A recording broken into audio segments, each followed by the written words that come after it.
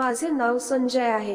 मला एका ठिकाणी नोकरी लागली होती, पण तिथे पेमेंट कमी होता, त्यामुळे नोकरी करायची की नाही या अजून दुसरीकडे बघायची असा विचार मनात येऊ लागला. त्यानंतर मला अजून एक नोकरीबद्दल माहीत झाले आणि मी तिथे जाण्याचे ठरवले. छान प्रेस केलेले कपडे नेसले आणि इंटरव्ह्यू साठी त्या ऑफिसला गेलो. तिथे गेल्यावर माहीत झाले की इंटरव्ह्यू घेणारे सर आले नाही आणि मी तिथे बसून त्यांची वाट बघत होतो. त्या ऑफिसमध्ये साधारण 6-7 कर्मचारी मला दिसत होते आणि काही वेळाने तिथे एक स्त्री येताना दिसली. तिचे वय जवळपास 35 ते 40च्या दरम्यान असेल. ती एक छान साडी नेसून आली होती आणि पाहायला छान दिसत होती. त्यानंतर ती तिथल्या कर्मचाऱ्याला इंटरव्ह्यू बद्दल विचारू लागली आणि त्याने पण तिला थांबायला सांगितले. आता मला कळले होते की आम्ही एकाच जागेसाठी 2 जण आलो आहे. नंतर तिला कुणाचा तरी फोन आला आणि ती फोनवर सांगू लागली की मी इथे इंटरव्ह्यू साठी आले आहे आणि मला कामाची फार आवश्यकता आहे, कारण घरची स्थिती बरोबर नाही. त्यामुळे मला चांगल्या पगाराचे काम शोधणे फार महत्त्वाचे होते. तिच्या बोलण्यावरून तिची परिस्थिती मला समजली होती. आता माझ्या मनात प्रश्न होता की त्या नोकरीचा इंटरव्ह्यू नाही द्यायचा आणि माणुसकी म्हणून तिला ते काम स्वतःवरून द्यायचे. मग मी तिला विचारले, तुम्ही याच कामासाठी आले आहात का? तर ती हो म्हणाली. मग तिला सांगितले, मी पण या जॉबसाठी आलो आहे. मी तिला शिक्षण विचारले तर तिचे शिक्षण माझ्यापेक्षा कमी होते. थोडा वेळ तिच्या सोबत बोललो तर माहीत झाले की तिला हे काम फारच महत्त्वाचे आहे. मग तिला म्हणालो, तुम्ही या जागेसाठी इंटरव्ह्यू द्या कारण मी जात आहे. तर ती माझ्या जाण्याचे कारण विचारू लागली. मी तिच्याकडे बघून म्हणालो, तुमचे बोलले मी ऐकले आहे आणि त्यावरून मला कळले की तुम्हाला या जॉबची फारच आवश्यकता आहे, म्हणून तुम्ही तिथे काम करा. मला तसे दुसरे काम मिळून जाईल आणि जर मी इथे थांबलो तर तुमच्यापेक्षा माझे शिक्षण जास्त झाले आहे. तसेच मला या जॉबची माहिती पण आहे, त्यामुळे ते मला कामासाठी रुजू करतील आणि तुम्हाला काम मिळणार नाही. त्यामुळे तुम्हाला अजून इकडे तिकडे भटकावे लागेल. ती माझ्याकडे बघून म्हणाली, तुम्ही मला तुम्हाला मिळणारे नोकरी देत आहात. तुमचे आभार कसे मानू मला कळत नाही. मी म्हणाले, यात आभार मानायची काही आवश्यकता नाही आहे. मी माणुसकीच्या नात्याने तुम्हाला सर्व बोलत आहे. त्यानंतर मी तिला माझा नंबर दिला आणि म्हणालो, तुम्हाला इथे जॉब लागला आणि कधी इथे जॉब निघाला तर मला कळवा. तिला माझा नंबर देऊन तिथून जाऊ लागलो. ती माझ्याकडेच बघत होती.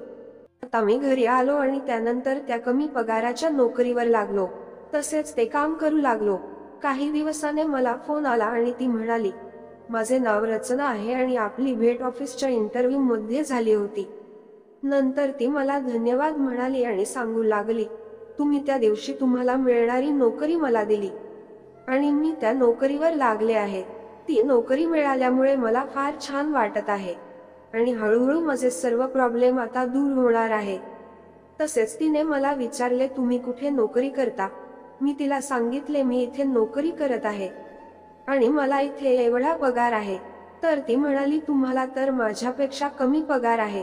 मी बोललो, काय करणार, जर मी पगार बघितला असता तर तुम्हाला नोकरी मिळाली नसती, म्हणून मी ती नोकरी न करता ही नोकरी करत आहे. तर ती फार नाजूकपणे म्हणाली, तुम्ही तर फारच छान आहात.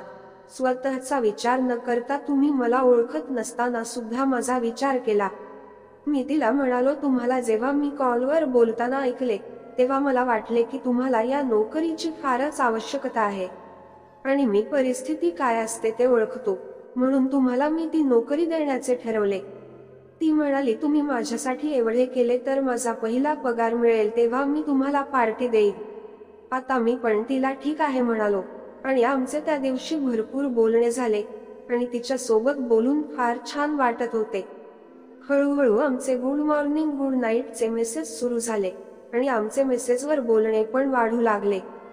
कधी कधी आम्ही सुट्टीच्या दिवशी पण कॉलवर बोलू लागलो.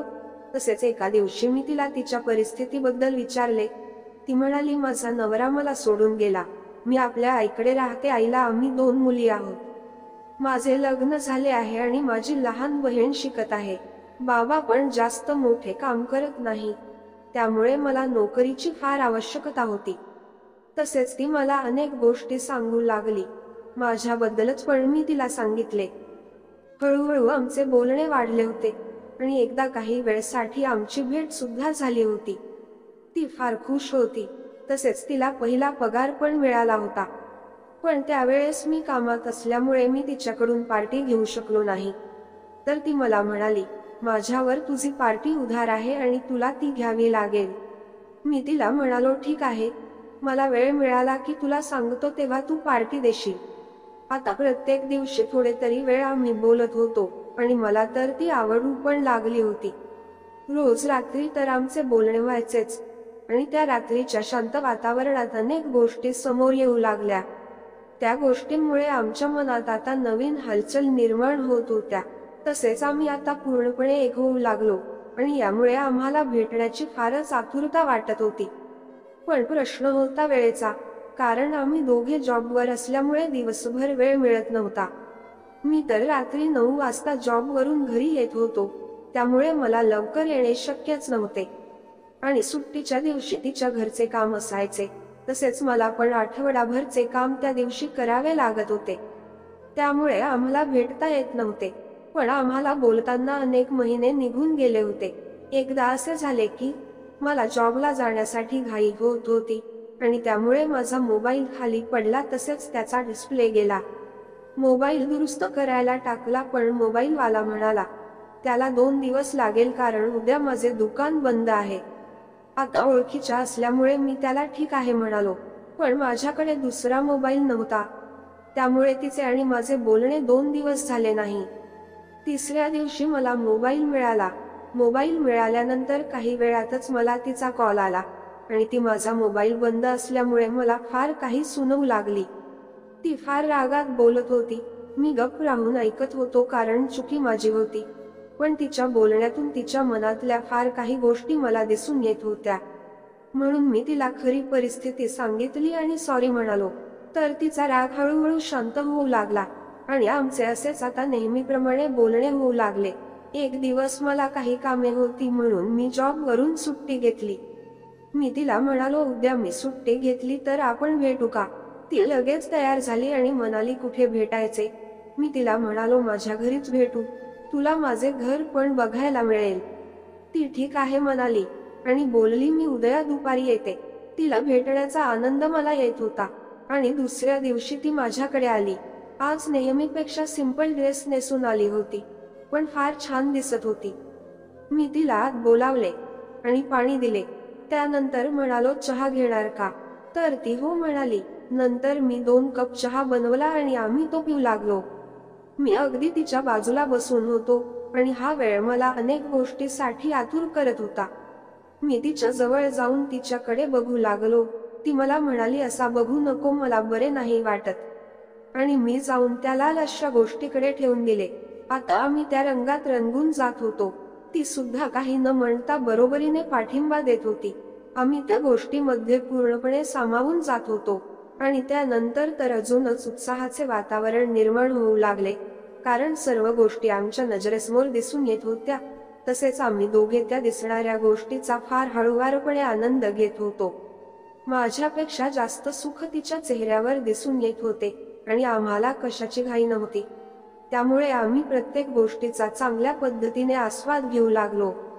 या दरम्यान ती मला म्हणाली, तू मला प्रत्येक वेळी साथ दिली आहे आणि नेहमी माझ्या खंबीरपणे पाठीशी उभा राहिलेला आहे. तसेच हवी तेव्हा माझी मदत पण केली आहे, म्हणून तुझे आभार जेवढे मानावे तेवढे कमी आहे. आता मी अजूनच आपल्या पद्धतीने तिला खुशी देऊ लागलो आणि माझी दिलेली खुशी तिच्या डोळ्यात दिसत होती. पण आम्हाला आता बाहेर जेवण करायला सुद्धा जायचे होते आणि त्यानंतर तिला आपल्या घरी सुद्धा जायचे होते. म्हणून आम्ही थांबलो. नंतर बाहेर जेवण करायला गेलो. तिच्या चेहऱ्यावर आज फारच वेगळी खुशी दिसून येत होती.